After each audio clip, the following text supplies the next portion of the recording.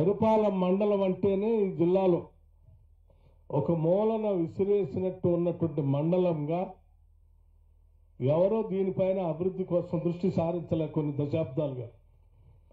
గతంలో శీలం సిద్ధారెడ్డి గారు మంత్రిగా ఉన్నప్పుడు మాత్రమే కొద్దిగా అవకాశాలు వచ్చి వారు ఇక్కడ కట్టలేరు ప్రాజెక్టు కానీ లేకపోతే హాస్పిటల్ కానీ జూనియర్ కాలేజ్ కానీ కొన్ని రోడ్లు కానీ వేయించగలిగారు. ఆ తదుపరి క్రమంలో సరే చాలామంది నాయకులు శాసనసభ్యులు అయ్యారు, వారి వారి ప్రయత్నం వారి స్థాయిలో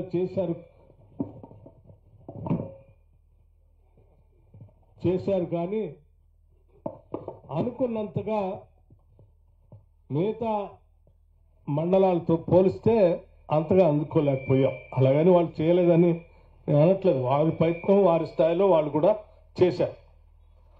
కాకపోతే ఈరోజు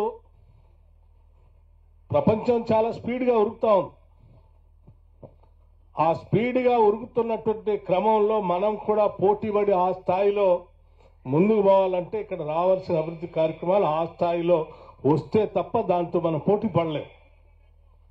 ఆ పోటీ పడే క్రమంలో ఈ ప్రాంత అభివృద్ధి చేయటం కోసం మీ అందరి ఆశీస్సులతో మీ అందరూ దీవించి నన్ను శాసన మండలి సభ్యుడిగా పంపించిన తర్వాత క్రమంలో శాసనసభ్యుడిగా పంపించిన ఇప్పుడు మళ్ళీ శాసనసభ్యుడిగా పంపిస్తే కాంగ్రెస్ పార్టీ నన్ను ఉప ముఖ్యమంత్రిగా ఆర్థిక శాఖని ప్లానింగ్ శాఖని ఎనర్జీ శాఖని నాకు అప్పచెప్పి బాధ్యతలు నిర్వర్తించమని చెప్పినప్పుడు ఈరోజు ఒక మంచి అవకాశం ఈ నియోజకవర్గంతో పాటు రాష్ట్రాన్ని కూడా అభివృద్ధి చేయడానికి కావలసిన ప్రణాళికలు తయారు చేయడానికి ఒక అవకాశం కలిగింది. ఆ అవకాశం అంతా కూడా ముందుగా మదర్ శాసనసభ నియోజకవర్గంలో ఉన్నటువంటి సోదరీమణులు మీరంతా వేసినటువంటి ఓటు ద్వారా మాత్రమే ఇది నాకు సంక్రమించిందని నేను చాలా గర్వంగా సంతోషంగా చెప్పుకోగలను. ఇది వాస్తవం కూడా. ముందుగా మీ అందరికీ నాకు ఓట్లేసి గెలిపించి శాసనసభ్యుడిగా పంపించిన మీ అందరికి కూడా ముందుగా నా హృదయపూర్వకమైనటువంటి కృతజ్ఞతలు ధన్యవాదాలు తెలియజేస్తా ఉన్నాను. సరే, మీరు గెలిపించి పంపించారు. నా బాధ్యత గతంలో కూడా ప్రతిపక్ష నాయకుడిగా శాసన సభలో సిఎల్పి లీడర్గా ఉన్నప్పుడు ఆలోచన చేశాం. మన రాష్ట్రం చాలా కష్టపడి తెచ్చుకున్నాం. ఈ రాష్ట్రం బాగా అభివృద్ధి చెందాలని, ప్రత్యేక రాష్ట్రం వస్తుందని ఆశపడి పోరాటం చేశాం. చేసిన పోరాట క్రమంలో అనుకున్నంత స్థాయిలో రాలేనప్పుడు ఆలోచన చేసి సిఎల్పి నాయకుడిగా రాష్ట్ర వ్యాప్తంగా ఆదిలాబాద్ నుంచి ఖమ్మం వరకు ఒక పాదయాత్ర కార్యక్రమాన్ని చేపట్టాను. అడుగడుగున రాష్ట్రంలో ఉన్నటువంటి ప్రజానికాన్ని కలవటం జరిగింది. వారితో నేరుగా మాట్లాడటం జరిగింది. వారి ఆవేదనని, బాధని, వారి ఇబ్బందుల్ని ప్రత్యక్షంగా గమనించడం కూడా జరిగింది.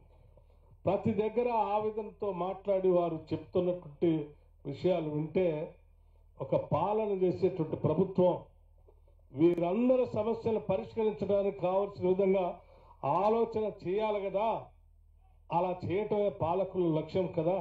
మరి ఆ క్రమం ఎందుకు ఈరోజు రాష్ట్రంలో లోపిస్తుందని చెప్పి అడుగులు వేసుకుంటూ ఆలోచన చేస్తూ నడుచుకుంటూ చాలా కొన్ని వందల కిలోమీటర్లు నడుచుకుంటూ వచ్చాం. ఆ రోజుల్లోనే ఎదురుపడినటువంటి అది యువతీ యువకుల సమస్యలు కానీ, లేకపోతే ఇల్లు లేనటువంటి పేదవాళ్ళ సమస్యలు కానీ, పంట వేసుకున్నటువంటి రైతాంగ సోదరులకి రావాల్సినటువంటి మద్దతు ధర రాకపోవటం వల్ల, లేకపోతే పంట నష్టం జరిగితే పంట నష్టపరిహారం అందకపోవటం వల్ల వాళ్ళు పడుతున్నటువంటి బాధ కానీ, మహిళలు ఎదుర్కొన్నటువంటి సమస్యలు కానీ, లేకపోతే ఇతరత్ర ఇంకా ఉన్నటువంటి అందరి సమస్యలు, వికలాంగుల సమస్యలు కానీ, దళిత గిరిజనుల సమస్యలు కానీ, పేదవాళ్ల సమస్యలు కానీ అన్నీ విన్న తర్వాత ఆనాడే ఒక నిర్ణయం తీశాం. ప్రజలందరూ ఒకటే చెప్పారు, ఈ సమస్యలన్నీ తీరాలి అంటే ఇందిరమ్మ రాజ్యం వస్తే తప్ప మళ్ళీ ఈ సమస్యలు తీరవు. ఆ ఇందిరమ్మ రాజ్యం తీసుకొని రావటం కోసం మీరు గట్టిగా నడుము బిగించి నడవండి, మీ వెంట మేమందరం ఉంటామని చెప్పి నన్ను ప్రోత్సహించిన, ఆదిలాబాద్ నుంచి ఖమ్మం వరకు నాతో నడిచిన, ప్రతి గ్రామంలో అడిగేసిన ప్రతి ఒక్కరికి కూడా ఈ వేదిక నుంచి వారందరికీ నా హృదయపూర్వకమైనటువంటి ధన్యవాదాలు కూడా తెలియజేస్తాను. వారందరి సహకారంతో నేను నడవగలిగాను. ఆ నడకలోంచే అనేక ఆలోచనలు ఈరోజు అదృష్టం కొద్దీ నాకు ప్రణాళిక శాఖ, ఆర్థిక శాఖ కాంగ్రెస్ ప్రభుత్వం బాధ్యత అప్పచెప్తే ఆ విన్న ప్రతి సమస్యని బడ్జెట్ ప్రవేశపెట్టేటప్పుడు వేసినటువంటి ప్రతి రూపాయి లెక్క కూడా ఆ రోజు నేను కలిసినటువంటి ప్రజల యొక్క సమస్యల్ని తీర్చడానికి ఈ రూపాయి ఉపయోగపడుతుందా లేదని ఆలోచన చేసి ఆ రూపాయి కేటాయింపులు ఈ బడ్జెట్లో కేటాయించుకుంటూ వచ్చాను.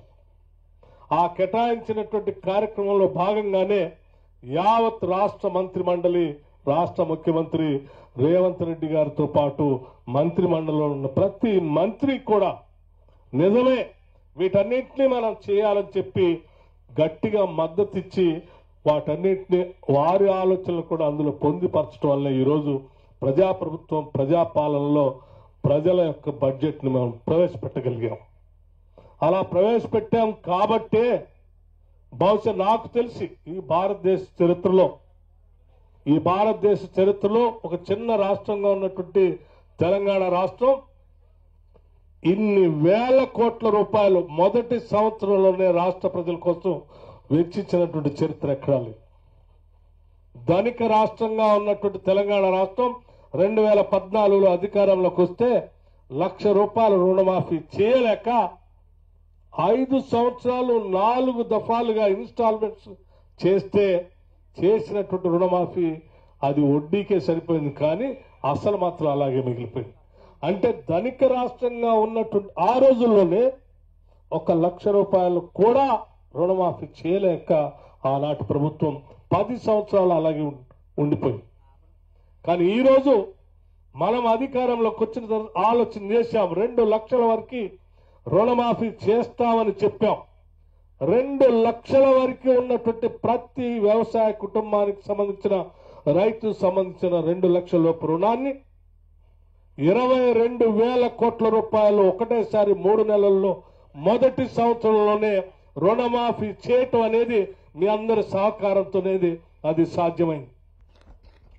22,000 కోట్ల రూపాయలు రైతుల అకౌంట్లోకి నేరుగా బ్యాంకుల ద్వారా వాళ్ళ అకౌంట్లోకి పంపించాం. ఇది క్యాష్ రూపేణ. అలాగే అధికారంలోకి వచ్చిన మొదటి సంవత్సరంలోనే పార్లమెంట్ ఎన్నికల కంటే ముందు 7,624 కోట్ల రూపాయలు రైతు బంధు పేరు మీద రైతుల అకౌంట్లోకి వేశాం.